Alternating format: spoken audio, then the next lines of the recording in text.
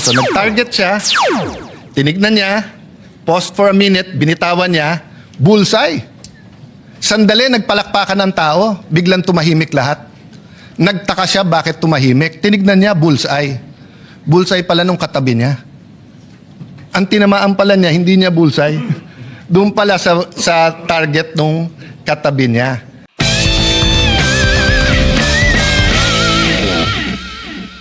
Senate Minority Leader, Senator Alan Peter Cayetano. Good afternoon, Mr. President. Mr. President, magandang hapon. Mr. President, ang topic natin napakaganda, education. Isang topic na I think nagkakaisa tayong lahat. But like many things, yung approach. So may I just put on record my personal approach. The first book I believe in is of course the Bible. And the Bible tells us that each and every one of us is made in the image and nature of God. Ibig sabihin ko, anong DNA ng Panginoon? Yun din ang DNA natin. Therefore, learning, continuous learning, improvement of oneself is one of the most important aspects of being human, being God's children. The Bible is a book of power and principle. Ang principle, kung anong ating itatanim, yun ang ating aanihin.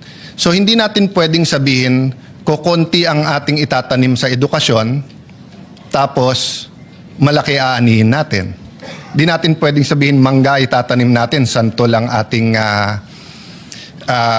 ang magiging bunga. In that area, Mr. President, of course I recognize the Senate presidency of Senator Soto, of Senator Win Gatchalian, of this whole chamber in may I call it the best education budget since the 1987 Constitution. But of course, we have to be able to judge something based on potential. Potentially, the whole 500 billion na tinanggal sa DPWH ay pwedeng nilagay sa education. But of course, that's not the call of just this chamber nor Senator Gatchalian. Diba? It's the call of House, Senate, the persuasive power of media, of Malacanang. So we're not pointing fingers, but we're also part of the decisions we make, diba? The decisions we made the last 30 years. Every decision we make, may mabuti, may masama. So when President Cory decided na libre na ang high school, it was a beautiful decision. It was a wonderful decision. But we couldn't afford it at the time. Pero sabi niya, since maganda, gawin natin. So doon nagsimula yung mass promotion. So marami nga doon na grade 6, hindi pa marunong magbasa, pinasa sa first year, so forth. Diba? Finally, nung panahon ni President Pinoy, humabol tayo. Hindi exactly, but almost sapat na yung mga classroom. And he made another beautiful decision, which is, dagdagan ng K muna. Wala daw K yung education natin. K as in kindergarten. No? Ang problema, being married to a mayor, we didn't have the classrooms. So, yung classrooms ng grade 1, 2, and then nag-rush ng classrooms. So, doon pa lang nakita na natin may problema. K pa lang dinagdag natin, hindi pa yung 2, problematic na. But the persuasive powers of Senator Ed Angara, of Brother Armin, of course, the President Pinoy oozing with sincerity na maayos ito, persuaded us that they will put the money and make it available. Senator Recto, who is now ES, told us that's 250 billion from the pocket of students and parents and 250 billion from the pockets of government every year. Until the pandemic, medyo na-survive natin yan. In fact, when Senator Coco and Senator Soto was also, Senator Coco was, and of course Senator Soto was Senate President noon, may discussion di ba, kung i-abolish yung K-12. But our secretary noon was against it na persuade si President Duterte na wag.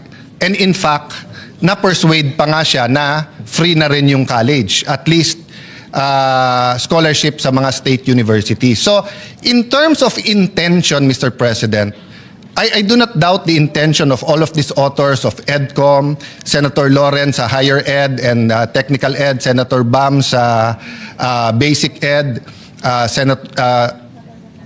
Secretary Sani, President Marcos. Lahat yan maganda intensyon. But I'll go to the second book, the Constitution. We complied substantially with the Constitution na highest ang education. In DepEd alone, pag dinagdag mo pa yung higher ed, yung local governments, yung paggasto sa malaki talaga. But Mr. President, I rise today to put this on record. Maganda yan 10-year plan, I support it. Maganda po ang findings ng EDCOM 2, yung first, second, and third publication. But the big elephant in the room, until we decide to either fully fund it, and it will take hundreds of billions. Or. So either yakapin natin yung K-12 ng buong buo at ilagay natin yung additional few hundred billions plus the effort needed, or we make K-11 or K-10 muna. Habang we are half-hearted, I think, I don't want to use, Mr. President, I don't want to use half-hearted kasi tumotodo naman tayo eh. But ang punto ko po, kung hanggang 100 kilometers ang takbo ng kotse at kaya natin mag 100 kilometers, no one can say na half-hearted tayo. Pero kung hanggang 200 kilometers ang takbo ng kotse at sabihin natin, boss, hanggang 120 lang kaya natin, yung 80 hindi. Yung potential na 80, half-hearted. So we're not half-hearted not because we're not putting everything we can, but because the system that the world has imposed upon us. When we passed this, it was because of pressure na sa Europe, sa US, and most other countries have K-12, pero nagbabago na po talaga. Ang Vietnam na unahan na tayo. Even then, there were 2 or 3 countries who had better systems than the rest of the world, pero K-10 sila. So Mr. President, may I just put that at the doorstep or at the feet of our honorable senators and decision makers. Yes, let's do everything we can. Better budget for 2027, full implementation 2026, 10-year plan.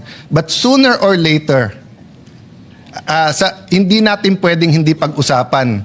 K-11 ba muna tayo? K-12 muna? K-12, K-11, K-10?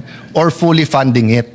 Yung 10-year plan na yan is based on present situations, present economic situation, world standards, value ng ating peso, dollar, simento, time, effort, and even the attention span of children.